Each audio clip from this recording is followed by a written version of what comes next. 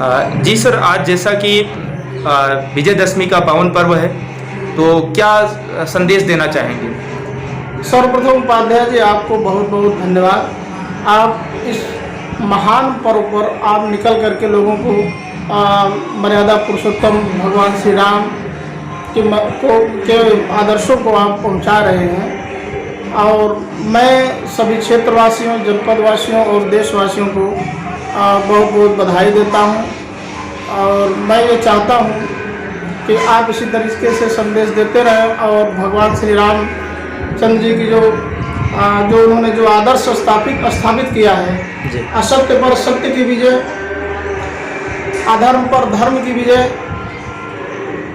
ये संदेश जो है वो पूरे देश में, पूरे प्रदेश में, पूरे विश्व में भगवान श्री राम ने जो दिया है वो कायम रहे।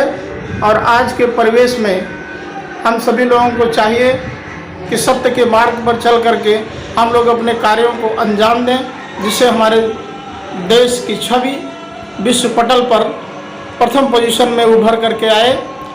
और अभी नवरात्र का पर्व चल रहा था, आज दशहरे का पर्व है। नवरात्र में हम सभी लोग व्रत रह करके 9 दिन माँ दुर्गा की पूजा करते हैं, और जिसमें ये मान्यता है कि शक्ति को प्राप्त करने के लिए ये सब किया जाता है। भगवान श्री राम अधर्म रूपी रावण का वध करने के लिए, शक्ति को प्राप्त करने के लिए उन्होंने ये संदेश दिया हुआ है। तो हम सभी लोग एकजुट होकर के असत्य पर सत्य की विजय को प्राप्त करने के लिए एक दूसरे का सहयोग करते रहें और अधर्म पर धर्म की विजय के लिए हमेशा अपने पताका को आगे बढ़ाने का काम करें। और ये सब चीज़ें हम अपने आने वाली पीढ़ी के लिए भी चाहते हैं कि हम सभी लोग उनको भी जागरूक करते रहें। जब हमारी आने वाली पीढ़ी, मेरे बच्चे अच्छे ढंग से अध्ययन करेंगे तो उनको सही और गलत का ज्ञान होगा। अब वो जब सही और गलत का ज्ञान होगा तो सही रास्ते पर चल करके हमारे देश के अच्छे नागरिक साबित होंगे। और उन्हीं के द्वारा किए गए कर्मों के द्वारा वो एक जब अच्छा कर्म करेंगे तो हमारे देश के अच्छे नागरिक होते हुए वो देश के सच्चे देशभक्त और सपूत साबित होंगे, जिससे हमारा देश विकसित देश की श्रेणी में आ जाएगा और चारों तरफ खुशहाली का माहौल होगा और देश में अमन चैन कायम रहेगा।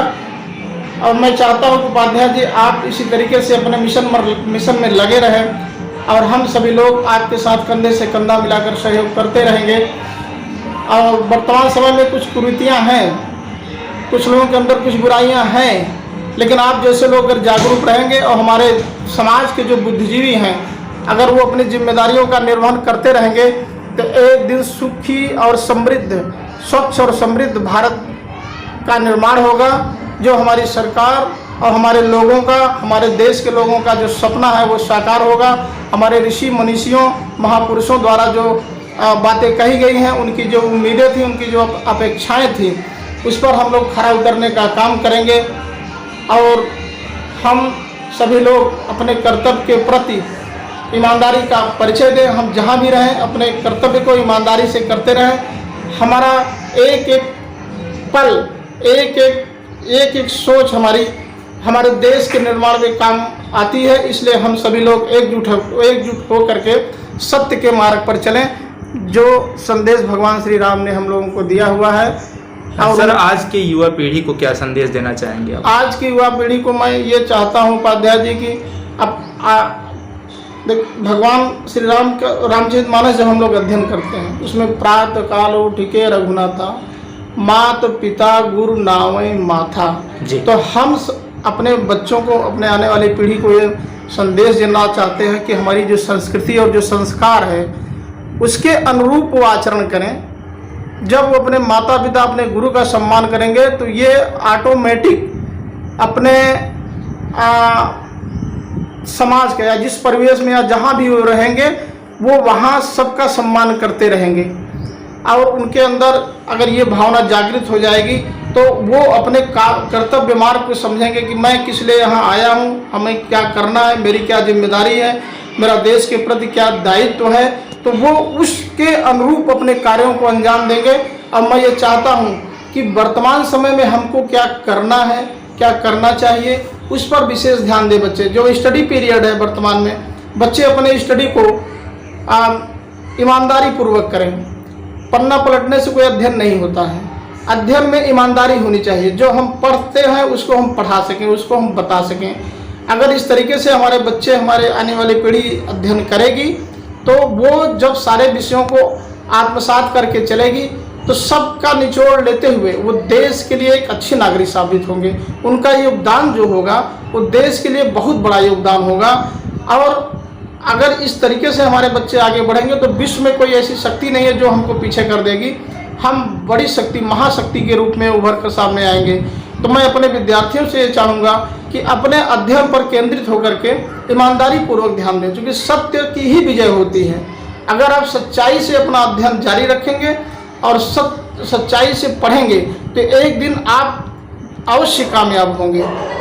और देश के लिए आपकी कामयाबी की ज़रूरत है, क्योंकि वर्तमान समय में अभी भी हम विकासशील देश की श्रेणी में हैं। तो विकसित होने में हमारी युवा पीढ़ी का बहुत बड़ा योगदान होगा।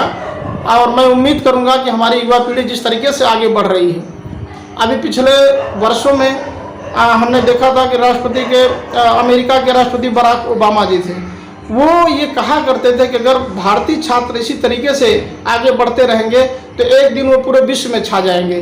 तो वो समय आ गया है, हमारी सरकार सारी व्यवस्थाएं दे रही है। तो हमारे विद्यार्थियों को चाहिए कि उनका सदुपयोग करते हुए हम पूरे विश्व में छा जाने का काम करें। हमारा जो उद्देश्य है, हमारे देश का जो उद्देश्य है वो पूरा होना चाहिए। और मैं इन्हीं सभी बातों के साथ पूरे देशवासियों को, सभी लोगों को मैं यथाउचित प्रणाम नमस्कार करता हूं और सबको बहुत बहुत बधाई देता हूं। और उपाध्याय जी, आपको बहुत बहुत धन्यवाद, आपको भी बहुत बहुत बधाई।